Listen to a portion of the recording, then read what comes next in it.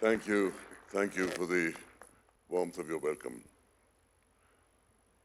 Reverend Bishop Emerit, Brother Tomy Varghese, President and Executive Committee members of the ASISC, honorable guests, distinguished speakers, principals, teachers, educators, students, and my friend Satish Sharma, publisher and editor of the Garhwal Post.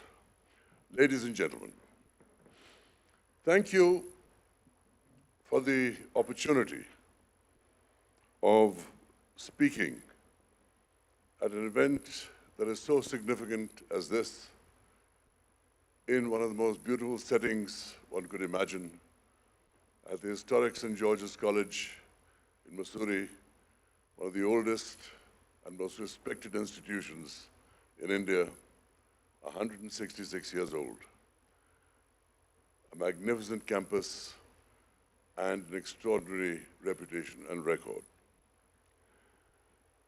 Thank you also for being representatives of the education system that created me, that gave me my education.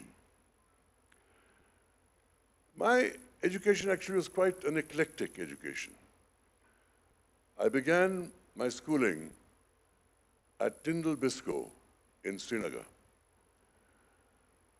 And then the family moved to Delhi, and I was enrolled in a very creative school for children, run by a lady called Elizabeth Gauba, who was eccentric but brilliant in bringing out creativity in children.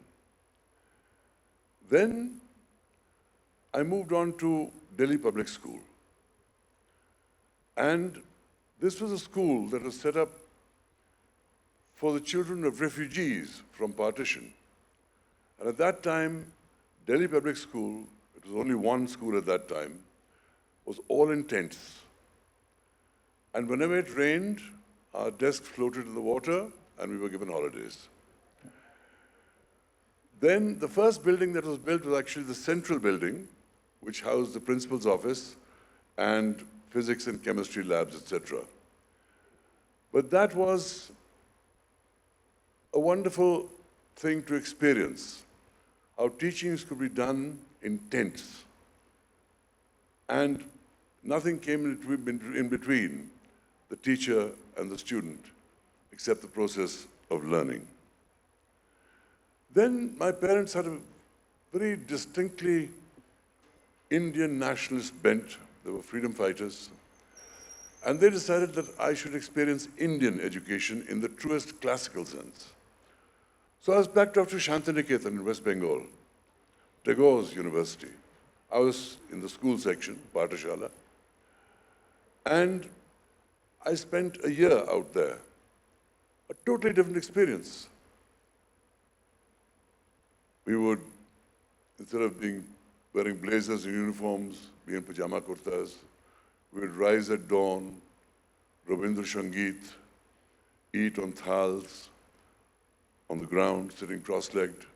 Instructions were under trees, and except for the science subjects which were taught indoors, everything was in nature, outdoors. There's immense emphasis on the arts and creativity. And even though the medium of instruction was Bengali, I managed. Somehow, if you're keen enough, you learn and you adapt. And from there, I was moved to Sherwood College because it was really academically getting difficult. Moved to Sherwood College in Nainital. And I finished my school out there, went on to St. Stephen's College in Delhi, where I completed my education before moving on to Bombay to join advertising. So these are the finest kind of schools that India has, and I was extremely privileged to be an alumni of those schools, learn there. And I really thank many of the teachers and the people that inspired me. Every one of us here, even if you're teachers, even if you're principals, remembers some teacher, some professor, some principal that saw a spark in them, that paid special attention to them, that made people want to impress them in ways that changed your lives. And I was no exception. I remember my schooling began on not the most auspicious note. When I was admitted to Tyndall Biscoe in Srinagar, I refused to enter the classroom. I absolutely threw a fit and refused to enter the classroom. The teacher, instead of being harsh or punishing me, came to me and said, "What do you like to do?" I said, "I like to ride horses." I was all of 6, maybe less, 5. Fortunately, the school had a pony. So I said, "Okay, you ride a pony." So he called for the pony, put me on it, and for 2 days, I went around the school ground on this pony. 2 days. And then I'd go home. Then I'd come back. The third day, out of sheer boredom, I went to the class to see what was happening in there, why everyone was attending, why they were going to sports and going to lectures, etc. So it was a very natural way of introducing me to education. And I thanked that thoughtful teacher. Because had he done something that traumatized me, I might have had a very different attitude to education. I thank that teacher. I don't remember his name. Then I remember when I moved to Delhi to Mrs. Gauba's school. She was such a temperamental woman, we would get promoted and demoted in the course of a single day. But she inspired me in such a way that I wrote a poem. And those days, there used to be a thing called the Shankar's competition for writing and painting for children. It was the most popular award that a child could win. And my composition, written when I was 7 years old, called "When I Was Small," won the first prize. And I thank Mrs. Gauba for that, because she saw that. I thank a lady called Mrs. Sanyal, who, when I was living in Nizamuddin, saw something in me and cast me in the first play that I ever acted in. And that began my love for acting. Had she not done that, God knows if I'd even have discovered acting. And so I went on to Delhi Public School, where there was a teacher called Mrs. Khanna, who again showed special interest in me. And to impress her, I worked hard, I studied. There was a gentleman called Principal Khanna at that time, who was a great educationist, who was the founder of Delhi Public School. Mrs. Khanna was no relation of his, but she had that capacity to inspire children to do their best. When I went to Shantiniketan, I used to have terrible fights with the other students, because as a non-Bengali, not speaking Bengali, being surrounded by lots of Bengali children, children can be quite cruel to each other. In the middle of all this, there was a Hungarian librarian. She was married to a Bengali called Etadi. She saw that I was suffering. She saw that I needed love and care, and she gave it to me. These people make all the difference in the life of an individual. When I came to Sherwood, I had some great teachers. But the greatest of them all was my principal, Reverend Llewellyn. And I owe him more than I can say. He said to me, he said, "Bedi, you're an intelligent boy. There's no reason why you should do badly in math." Because I was more interested in history and geography and biology and the arts. No reason why you should do badly in math. Now I'm going to set you special tasks every day, and you're going to complete them and show them to me as your homework. and I want you to improve at the rate of 5% a month. He did that, and I worked at it. And at the end of the day, if I got a first division at Sherwood, it was because of Reverend Llewellyn's special interest in me. Because I maxed out maths, add maths, physics, and chemistry. Now, you know, in 2008, I was acting in a play in London called The Far Pavilions, based on a book by MMK. Story of the Raj in India and royalty and British officers, grand production, live orchestra at the Shaftesbury Theatre in the West End of London, 1,700-seater live orchestra, a huge theatrical experience. And while I was acting in it, I discovered that Reverend Llewellyn was still alive. So I went to visit him. I visited him in Norfolk, and he was living in this tiny one-bedroom apartment flat within the church, very happy, very content, making his own tea. And I invited him to see the play. And I said, I'll send the car. He said, no, I don't want a car. I'll come by train. I said, sir, it's no problem. No, I'll come by train. He came by train. We had a gathering of all Sherwoodians from all over the world. And we assembled, we showed him the play. And it was a great moment for me. A moment where I was able to say thank you to this great man.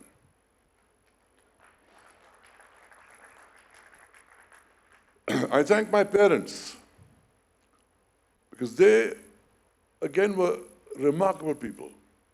They were graduates of Oxford University. They married at the registry office in Oxford. They could have come back to India and got the best jobs in the country, yet they sacrificed everything to become freedom fighters. They taught me the importance of believing in the causes that you believe in, of fighting for what you think is right, for truth, for justice, for independence, for human dignity. They too were not just my teachers, my parents, they were my teachers. I thank my sister Gulima. She was a teacher all her life. She studied, got a degree here, then she went to America, and she specialized in taking care of children with special needs, those who were dyslexic or had learning disabilities, even the other end of the spectrum where they were very, very bright. And she amazed me with the passion she had for teaching. She used to say, I can't wait to get up in the morning to go to school. And the difference she made to the lives of how many generations of students, I cannot even imagine. All I know is that when I walk with her in the malls of Nashua, which is near Boston, every 15, 20 minutes, some student, some adult comes up and says, oh, Mrs. Myra, this is my wife, these are my children. A man who was dyslexic, couldn't function, now has a job, has a family. And this was repeated over and over again. So the role of teachers is absolutely magical in the development of children, of students, of human beings. The process of education doesn't end with school or college. It goes on for the rest of your life. If you stop being better, you stop being good. And so the process of learning from life continues. When I went to Bombay,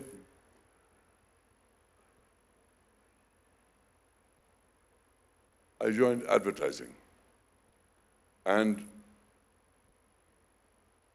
my mentor in advertising, the man that I look up to even today, was Justin Dacuna, a great man.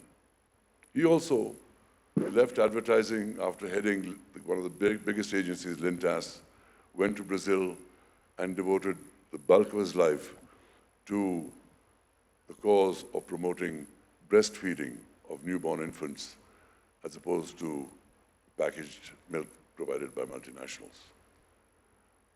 But he, again, inspired me to do my best. Fortunately for me, at the same agency, Alec Padamsee used to work, who was a great theatre guru. And Alec became my guru in the theatre. In the course of my life, I acted in 3 of his plays. Girish Karnad's Tughlaq, then Vijay Tendulkar's Gidhade, or The Vultures, and then Shakespeare's Othello, where I played the title role. So Alec also was one of my great teachers in films. My first and great teacher was Raj Khosla, with whom I did a film with Vinod Khanna called Kache Dhage. In television, my teacher was Sergio Solima, the director of Sandokan, the series that made me a star in Europe.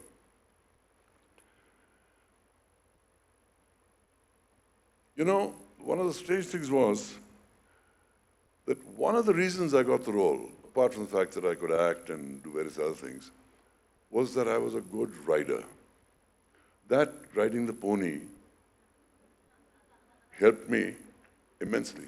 Not only that, when I was in Sherwood, I used to break bounds and go down to the town and ride horses. And every so often, a member of the staff or an employee of the school would report me, and I'd be called into Reverend Llewellyn's office and administered what was called 4 of the best, which meant a birch whip that struck your bottom at maximum force to make you repent for what you did. But Reverend Llewellyn was a very fair man. He said, Bedi, you've done something wrong, you've paid the price, it will not be held against you. I have to thank Reverend Llewellyn for one more thing. When I graduated from Sherwood and wanted to join St. Stephen's, at that time my mother was helping the Tibetan refugees and I was working in the refugee camps, and I went down with typhoid. And I couldn't appear for the interview to join St. Stephen's. Reverend Llewellyn took it upon himself to call the principal of St. Stephen's and say, Kabir Bedi is the kind of student you should have. And even though he can't be there for the interview, I vouch for him. And I got in because of it.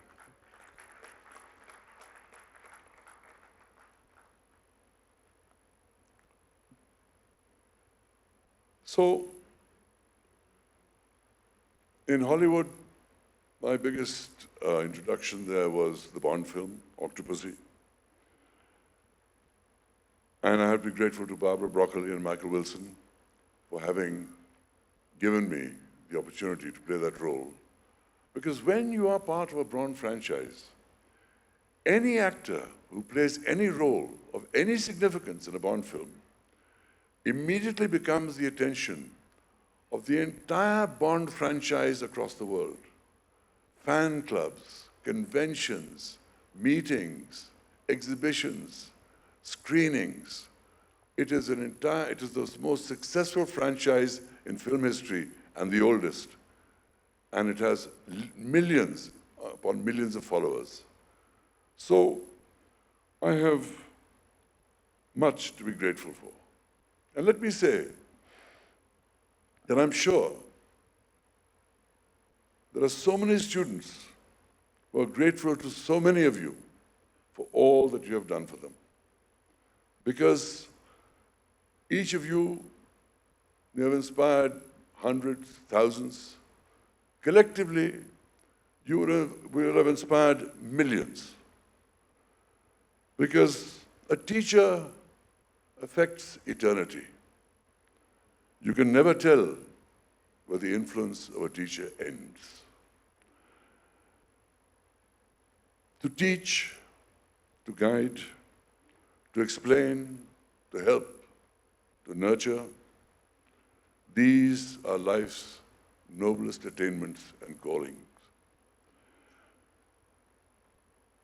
And as Aristotle said, the fate of empires depends on the education of youth. Teaching is not a lost art, but sadly, regard for it is a lost tradition. I'll tell you a story of a professor in the north of England. He had a plumbing problem. So he called the plumber and said, I have this problem. The plumber fixed the problem. I said, so how much is that? He said, that's 350 quid. I said, 350 pounds? How do you get to charge so much? Is it, everyone does it? I said, sit down, my man. I want to understand something here. How much does your equipment cost that you bring in this van? We gave him a figure that costs so much. How much do you make a year? He said, about 70, 80,000 pounds. The professor was making 35,000 pounds. He gave up his job as a professor, became a plumber. He said, I've got twice the time, twice the money, I can travel where I like, do what I like. But it's a sad commentary that a plumber is more valued than a teacher in some countries. And that is a true tragedy, because it should not be like that. Education is the soul of a society, because it passes the knowledge of one generation to another. You know, and the role of education today has never been more critical. If you think of the age of the earth as 4.6 billion years, and if you bring this down 4.6 billion years to 46 days, the human race came here 4 hours ago. And the entire industrial revolution, down to today, is the last 1 minute. Nevertheless, if you take the fact that, say, the first Homo sapiens, as we know them, came out 250,000 years ago on planet Earth, and for those times the progress continued, that in spite of all that, recorded history is no more than 5,000 to 10,000 years old. We know nothing what happened before then. If you go back to the Indus Valley civilization, Babylon, etc., you get to 5,000, 6,000 BC. So that is what we know of human history of the species to which we belong. And yet, if you think just 100 years ago,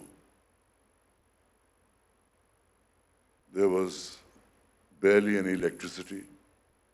There were barely any systems of transportation. Cars were novelties. Heating was a novelty. You know, imagine a life without electricity. And this is just 100 years ago. The Taj in Bombay was built in 1903. It was the first building to be electrified in Bombay. And yet, within the span of 100 years, all this incredible revolution has taken place. It has been the fastest change known in human history. Many of us here have been part of the generation that grew up with landlines. Today, there are mobiles.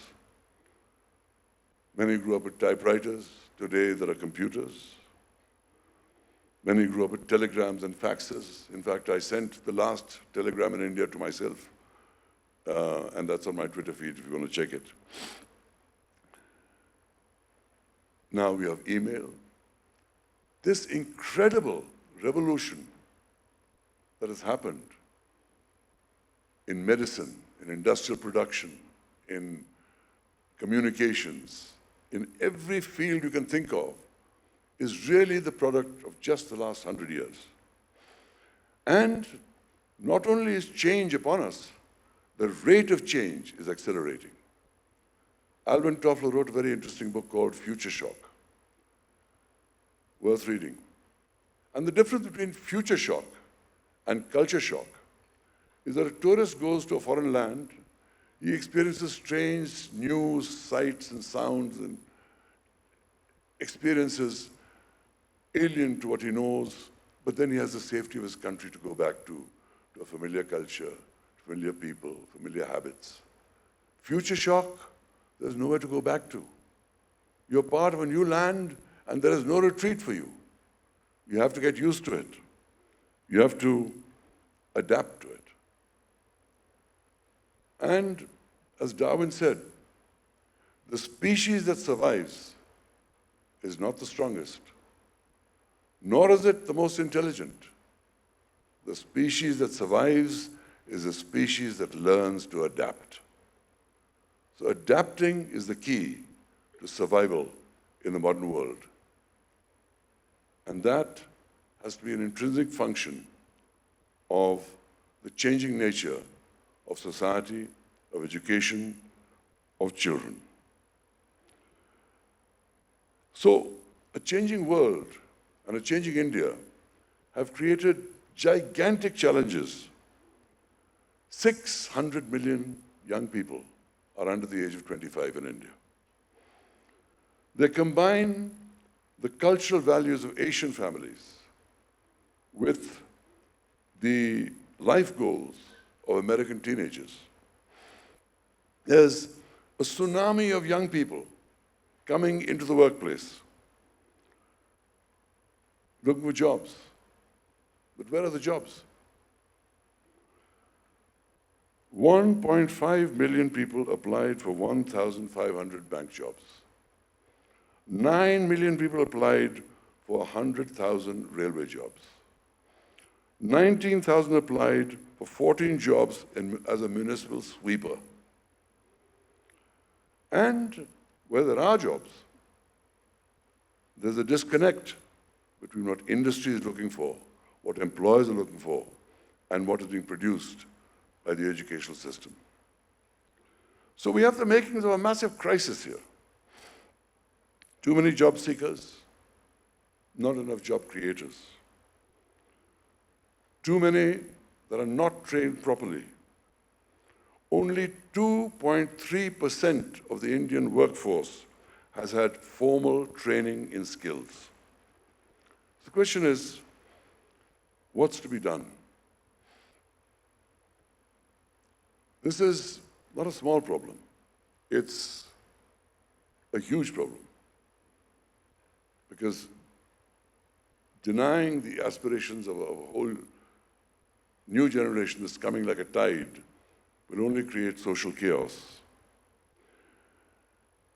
Now, to any problem of this dimension, there are long-term solutions, there are short-term solutions. Long-term, one of the solutions is the government has proposed a draft of the National Education Policy 2019. Now, naturally, when there's a whole new proposal to do things differently, there are going to be extreme opinions for and against. It will have its strengths, it will have its weaknesses. These are not gods that created this program or this draft policy. They're human beings, patriots who want the best for the country. Maybe their knowledge is not so much as yours. Maybe you can add to what they have to say. But I feel it is important that you take this on in a very serious way. Now, I would not even begin to attempt to try to tell you what you should tell the government. You have all the experience in the world. You know far more than I can ever hope to know about the Indian educational system. But I would like to suggest that firstly, you give the government credit for wanting to do something new, to change a system that has outlived its utility in many ways. And let's just not think of the privileged private schools who have the best of knowledge, who have funds, who have great teachers. This policy applies to government schools as well. So they're trying to create a system by which Indian youth can be educated in a totally different way. So give them credit for firstly wanting to make that change. Secondly, from my days in advertising, and advertising people are known as the hidden persuaders, I would suggest, in all humility, that you find ways of persuading the government that you're approaching their proposals in a spirit of constructive criticism. Excuse me. You see, the power of organizations like ASISC, both at the state levels and at the national levels, is enormous. It is bigger than you can imagine even, because many of your students are actually in those ministries today. Many of the people come from the same schools that you teach at. People respect teachers, people respect educators. And I think if there is a sincere desire on the part of the government to do something, it behooves you to rise to the occasion and contribute to that in the as best a way as you can. Not through writing long and learned articles in newspapers, not by producing, if every one of you in your organization nationwide wrote an essay, it would probably be as big as the Encyclopedia Britannica. Nobody has time to read all that. If you could agree on the fundamentals of the changes that you'd like to see in this document, if you can distill it into sharp, bullet point, power presentations, if you can use your influence and contacts to reach the people that are the decision makers, I believe you would find people that are willing to listen to you. Not in everything. In every negotiation, there's some things you don't win. Fight the winnable battles. Don't ask for things that you know they're not going to do. But I believe that your power is enormous. I believe your voice can be heard and must be heard. Short term, I would say to you, don't pass the buck on employment. Don't say employment is something that happens after school. This is something that college counselors have to do. Students have to find their way. I would suggest that you make it a project in each school to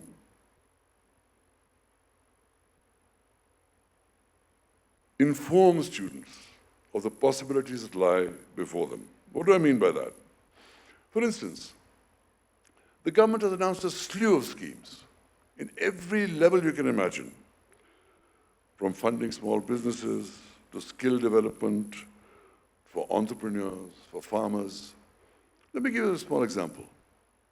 Farmers say, we have just an acre of land, it's not economically viable. Many of your students are also sons of farmers. The government, for instance, just one example I'm giving you, has announced a scheme saying, if your land is unviable, put a solar farm on it, solar panels on it. We will give you the loan for the solar panel. We will buy electricity from you at this rate. This is what will make your land economically profitable. How many of us know this? Similarly, there are many other schemes the government has come out with. Incredible number of schemes that we don't know about, neither as teachers nor as students. And I'm saying, if every school, there's a dedicated staff member or some dedicated staff members that make students, even at the school level, aware of all that is being proposed by the government for the empowerment of young people, whether it's skill development, helping fund small businesses, extra education, scholarships, whatever it is. How else will they know? They don't go to gov.in. you can communicate this to them. And I believe you should. Because the dissemination of information is one of the cornerstones of every civilization. And in India, that must include the ecosystem being created by the government and the opportunities, schemes, incentives, etc., being offered. Because the future of India must be written in the classrooms of India and is being written in the classrooms of India. To my mind, the best of teachers don't just teach. They don't just teach the subjects they're assigned. They go beyond, by word, by deed, by example. They teach kindness. Kindness is a very important virtue. Encourage children to do random acts of kindness, to do something kind for somebody who can never repay them in any way whatsoever. It elevates the giver, it elevates the taker. And like kindness, there is the importance of compassion and caring. And these are the words of Bishop Kailas, which he invoked in his prayer. The thing that all our religions tell us, but must be seen by example, must be encouraged in students: kindness, compassion, caring, courtesy. Do we teach everyone to say please and thank you? I often tip people in various places. I can see they're grateful, but they never say thank you. I appreciate it. Because I've been taught to say thank you. Gratitude is one of the rarest of virtues. You help people, you may make it easier for them, they don't acknowledge it. They'll hide it. They don't want others to know that they got to where they got because you helped them. Gratitude, expressing it, the importance of that too needs to be taught. The value of optimism and positivism, this cannot be emphasized too much. Because, you know, there was a woman who survived an after-death experience. She had clinically died and was brought back. And she was asked, what did you see and realize? She said, explain certain sensations you saw, etc. But she said, what I realized was that it's as if I'm in a huge go-down, which is totally dark. And I've got a torch in my hand. And I'm shining my torch at various objects out here. And suddenly the lights come on. And I see I'm in a vast go-down with a cornucopia of goods. And there's a whole world out there that I haven't focused my flashlight on. So this, and you know, when you're young, you think you have all the time in the world. And God bless you for that. But you don't. These choices narrow down year by year, and before you know it, decades have passed. You don't have all the time in the world. It's not like film where we have take two. You make a mistake, okay, take two, try again. There's no take two in life. You do something wrong, you have to pay the consequences. You make a wrong choice, you will pay that price. So it's very important to develop a mindset of positivism and optimism. And by the same token, the converse, avoidance of negativity, avoidance of nitpicking, avoidance of cynicism, avoidance of complaining. That's what weak people do. Try and pull others down by nitpicking, complaining, ye nahi theek hai, wo nahi theek hai, ye nahi karte, wo nahi karte. It's a sign of weakness, doesn't elevate you. It pulls you down with the others. And this value is important because you spend your time shining your torch on negativity, you miss out on all the positivity. You know, at Sherwood, I won a thing called the Spitz Prize for Integrity in Service. It never ceased to amaze me that there was actually an award for integrity in service, beyond excellence in academics and beyond excellence in sports. And I'm sure each of your schools has such an award. But it's not a question of giving one child one award. The importance of service, of integrity, of positivism, compassion, kindness, this has to be inculcated in children by every teacher. It is not the responsibility of the priests in the school. It is the responsibility of every teacher to inculcate those positive values. And I think learning how to count our blessings. Let me play a mind game with you. Do I have time? Okay, a few minutes. Let me play a mind game with you. Imagine all the grains of sand on all the beaches of India. Then imagine all the grains of sand on all the beaches of the world. Try and imagine that. Now, try and think about nothing. And I mean nothing. Try and think about nothing. You can't. At best, you'll see blackness and space. But there's still blackness there. There's still space out there. And yet, science tells us that around 13 billion years ago, from such a nothing, a micropoint in an endless void, erupted a universe that was so vast that all the grains of sand on all the beaches of the world don't equal the 100 billion suns in our galaxy alone. And that's just one galaxy among hundreds of billions of galaxies. So, if we measure our importance on a cosmic scale, what the hell are we? How do we matter in the cosmic scale of things? Yet, I'll tell you how we matter. The worlds within us are as important as worlds that surround us. You know, let me take it at the physical level. The human body has over 10 trillion cells. And our gut alone has 10 trillion to the power of 10 microorganisms within it.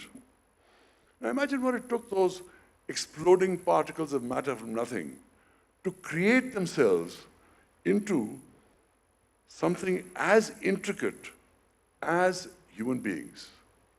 We're all laughing, crying, weeping, miracles. But that's not all that makes us matter. Animals have life too. Plants have life too. The human mind has endless dimensions.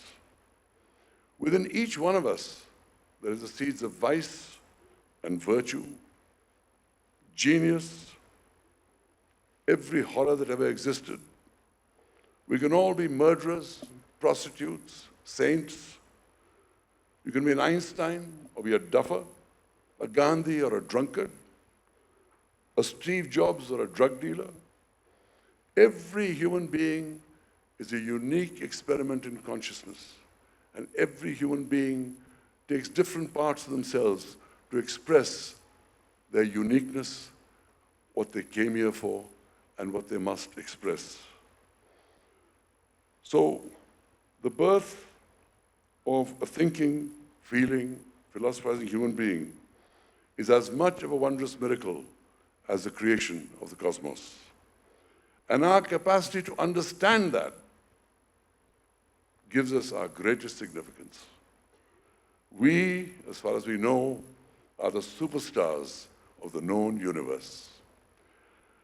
And if that isn't enough, think of this. We live in the most exciting age in human history. Never before have so many people on planet Earth been given so many opportunities to progress and evolve. In India, more than 900 million people have mobile phones today. The internet has changed everything. The knowledge of the human race is at our fingertips, at the fingertips of everybody. And soon, every village in India will be connected by broadband, and all that knowledge will be theirs for the asking. So, our blessings are that we are not just miracles, but the frontier of humanity's progress and development. If a man who sold tea at railway stations can become the Prime Minister of India, imagine what such a digital and economic transformation can create in India. There is no limit to human creativity, and education is at the heart of it.